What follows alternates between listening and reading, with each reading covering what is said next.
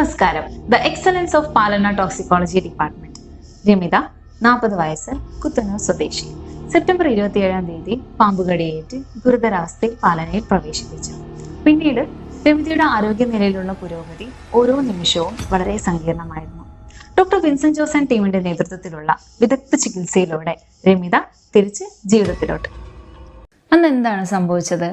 പാമ്പുകടിയേറ്റ ഉടനെ പാലനയിലാണോ ചികിത്സ തേടിയത്? രാവിലെ ഒരു 8:30 പയർ വലിച്ചുകൊണ്ടിരിക്കുകയായിരുന്നു. അപ്പോൾ ഈ പയർ എത്തി വലിക്കുകയായിരുന്നു. അപ്പോഴാണ് എൻ്റെ ബാക്കിൽ നിന്ന് ഒരൊറ്റ കൊത്തി വലിച്ചത്. ഞാൻ കണ്ടില്ല, സാധനത്തിന് കണ്ടില്ല. എനിക്ക് മനസ്സിലായി, പെട്ടെന്ന് തലയ്ക്ക് കയറി. അപ്പോൾ തന്നെ ഞാൻ വേഗം വീട്ടിൽ നിന്നൊരു 10 മീറ്റർ ഉള്ളൂ ഇങ്ങോട്ട് വീട്ടിലേക്ക്. പിന്നെ അങ്ങനെ വണ്ടി പെട്ടെന്ന് വന്ന് അങ്ങനെ ഞങ്ങൾ എവിടേക്ക് കൊണ്ടുപോകുന്നറിയില്ലല്ലോ. അപ്പോൾ എനിക്ക് പെട്ടെന്ന് വന്നത് പാലാനെയാണ്. നമ്മുടെ മനസ്സിൽ പെട്ടെന്ന് തൃശ്ശൂരൊക്കെ പറഞ്ഞ ഒരുപാട് ദൂരമല്ലേ, അപ്പോൾ പാലക്കാട് വരെ പെട്ടെന്ന് എത്തുമല്ലോ പറഞ്ഞിട്ട്. പിന്നെ എനിക്ക് കണ്ണൊന്നും കാണാണ്ടായി, മങ്ങി മങ്ങി മങ്ങി മങ്ങി പോവാൻ തുടങ്ങി. അങ്ങനെയായിരുന്നു അവിടെ ICUലായിരുന്നു എന്നെ കയറ്റിയിട്ടുണ്ടായിരുന്നത്. പിന്നെ അങ്ങനെ കുറച്ച് 13 ദിവസത്തോളം അവിടെ ICUലുണ്ടായിരുന്നു. വിൻസെന്റ് തോമസ് സാർ ഡോക്ടർ, പിന്നെ ലക്ഷ്മി മാഡം, അവർ നല്ല എഫേർട്ട് എടുത്തിട്ടുണ്ട്. പിന്നെ എൻ്റെ കിഡ്നി ഡയാലിസ് ചെയ്യണം എന്നുള്ളത് പറഞ്ഞപ്പോൾ രാജേഷ് സാറ്, അവർ. പിന്നെ എൻ്റെ കാലിൽ 3-4 അവിടെ കെട്ടി, അതൊക്കെ പഴുപ്പായി.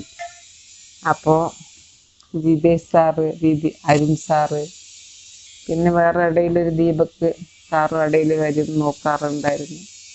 എല്ലാവരും നല്ല കെയറിങ് ആയിരുന്നു.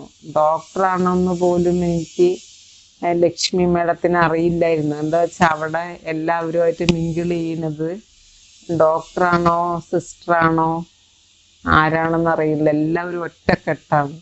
38 ദിവസത്തെ ചികിത്സയ്ക്ക് ശേഷം ഇന്ന് സുഖം പ്രാപിച്ച് നിങ്ങൾ വീട്ടിലേക്ക് മടങ്ങുകയാണല്ലോ. ഈ ഒരു സന്തോഷവേളയിൽ പാലനയിലെ അനുഭവം എങ്ങനെയുണ്ടായിരുന്നു? രാത്രിയാണെങ്കിൽ എനിക്ക് വയ്യാന്ന് പറഞ്ഞ ഉടൻ രാത്രി സാറാണെങ്കിലും വിൻസെന്റ് സാറാണെങ്കിലും ലക്ഷ്മി മേഡം ആണെങ്കിലും ഓടിയെത്തുമായിരുന്നു. നല്ല കെയറിങ് ആയിരുന്നു. അവരിൽ ഒരിക്കലും ജീവിതത്തിൽ മറക്കാൻ പറ്റില്ല. അവരൊക്കെ ഉള്ളത് കൊണ്ട് ഞാൻ ജീവനോടെ ഇരിക്കണു.